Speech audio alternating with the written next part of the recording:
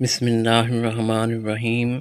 جزا اللہ ان محمد ما ہوا اہلہ۔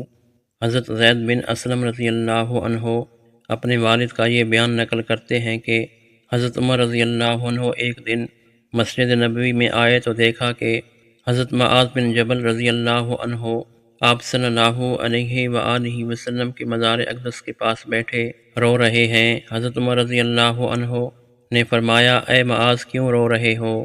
انہوں نے جواب دیا، میں نے رسول اللہ صلی اللہ علیہ وآلہ وسلم کی ایک حدیث سن رکھی ہے، اسے یاد کر کے رو رہا ہوں۔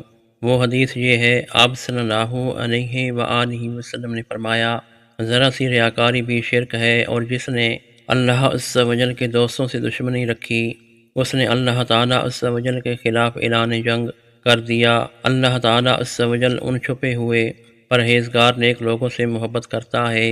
اگر کسی محفل میں وہ نہ آئیں تو کوئی ان کی غیر موجودگی کو محسوس نہ کرے، اور اگر کسی مجلس میں موجود ہوں تو ان کو کوئی پہچانتا نہ ہو۔ ان کے دل ہدایت کے روشن چراغ ہوتے ہیں، وہ عموماً گرد و غبار والے اور تاریک مقامات پر ملتے ہیں۔